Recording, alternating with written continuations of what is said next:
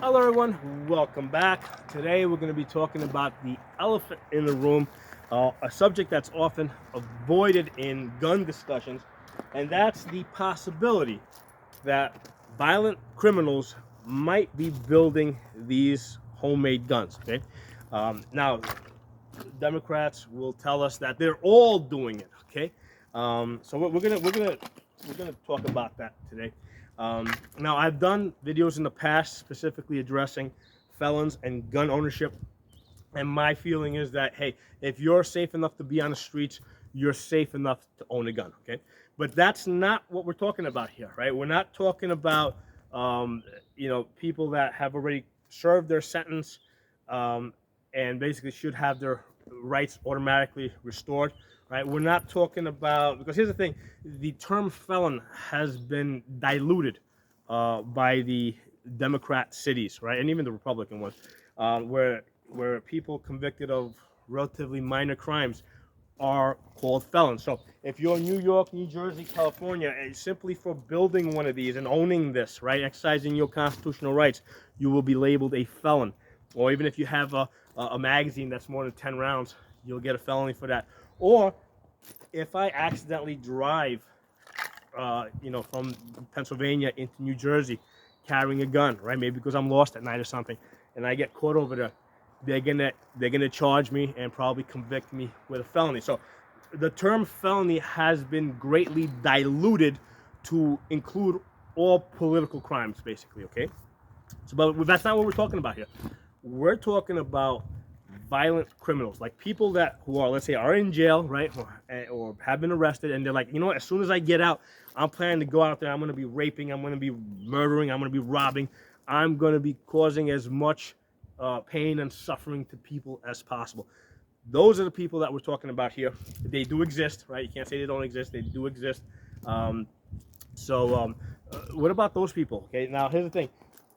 Yeah, there's some of them might be actually building these things, but here's the thing: they, there's many ways to get guns, right?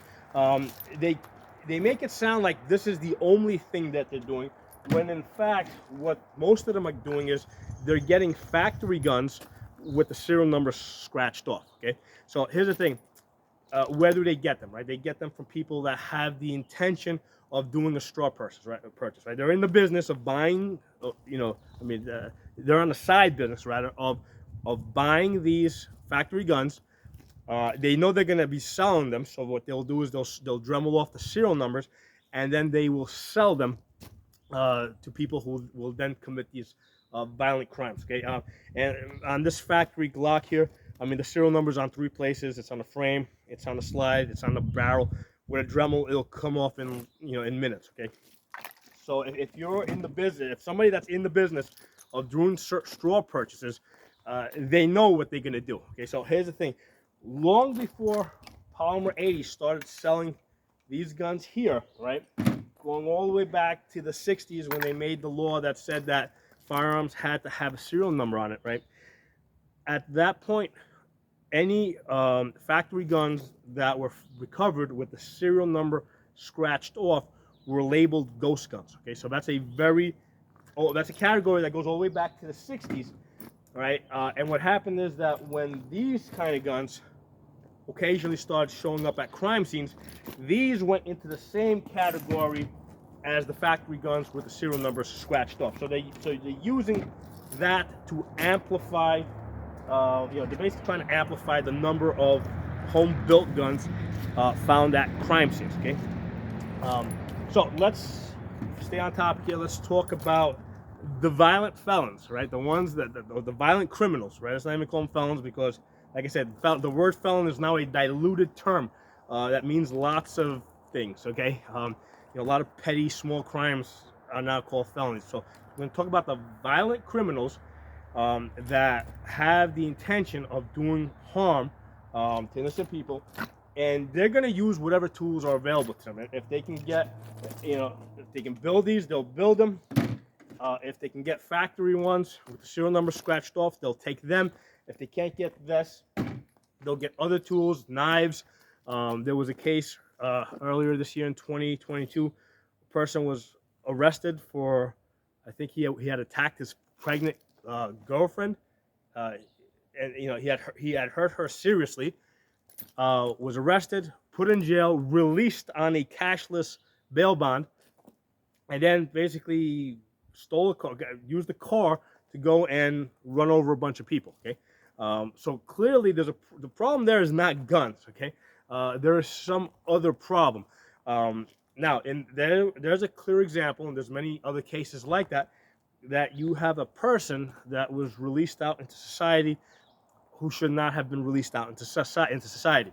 Now, the quick answer will be, we'll fix that. Okay, well, let's accept for a minute that that's not fixable. Okay, the politics are such right now that the Democrats, right, because that's really the people that are in charge of those cities. The Democrats are not going to change that. Okay, so that's how it's going to be.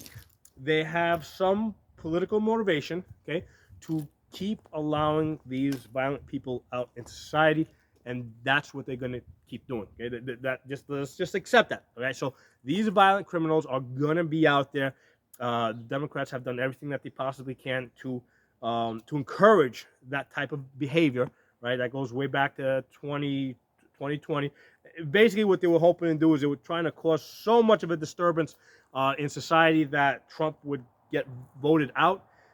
They did not realize that would just not stop after the election, that would just continue going, right?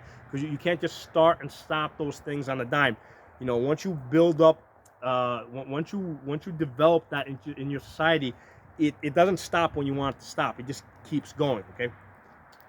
So let's accept that you do have these violent criminals that have the intention of committing these violent crimes.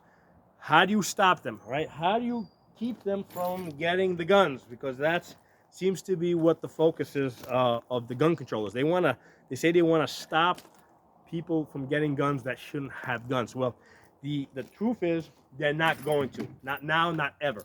Okay, guns are basically a technology that's centuries old.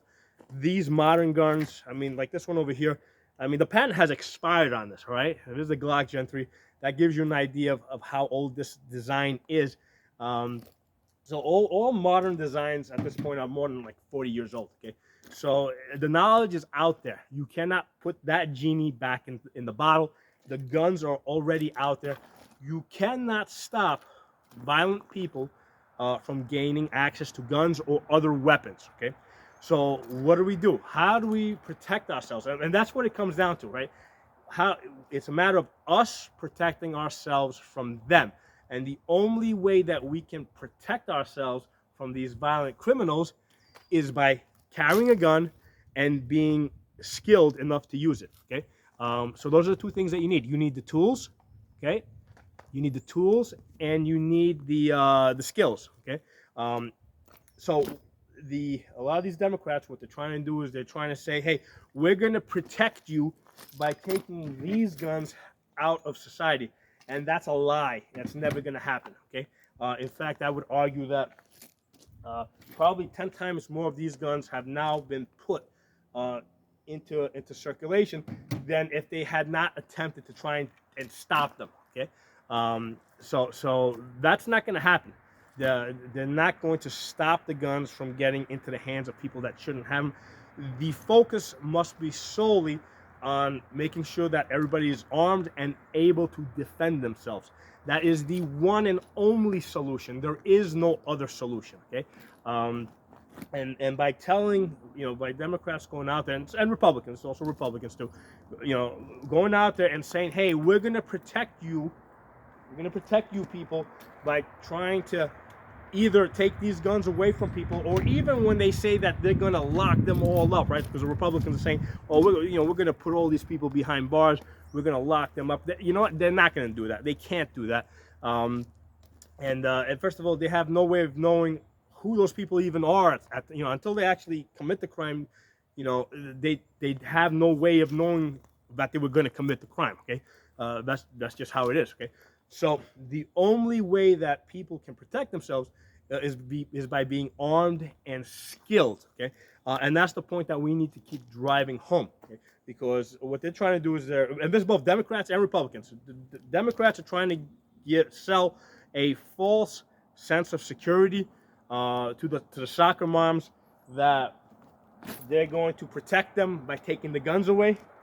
The Republicans are trying to give that equal false sense of security to the soccer moms in the suburbs, that we're going to protect you by keeping those people in prison.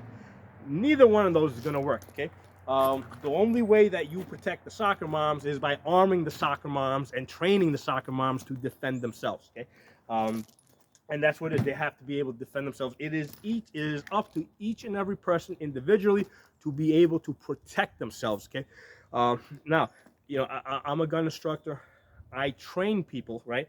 And one of the things I tell people is, you know what? You know, I'm going to give you the skills so that you can protect yourselves. I'm not going to be there to protect you, and I don't want to be there to protect you, okay? Because here's the thing: I protect myself. I protect my immediate family, okay? I don't get involved in other people's fights because I don't know all the details of what's going on over there, right? If I see two people over there and they're having a problem, I don't know what their problem is. I don't know where it started. I don't know where it's going to end. I don't want to be involved in it. I don't want to know about it, okay? I don't want to be anybody's hero, okay? I'm not interested. I've never done any volunteer service in my life, okay? So I provide the skills and the knowledge so people can protect themselves, okay? So that's what I tell people. I tell people, don't expect me to be there. You got to be able to protect yourselves. Up to you to develop those skills. And I'm not doing this as some type of a salesmanship type of video. I'm not saying come to me so I can train you. Go, so, you know, because you might be on the other side of the country, right? Go and get training. It doesn't matter where you get the training. And what you should do is try to get training from a lot of different people because each trainer is going to give you a different perspective. Some of the ideas that they tell you, hey, some might work for you, some may not work so well from you. There's multiple methods to doing things. They all tend to arrive at the same point, but sometimes they get there through, you know, from a different direction.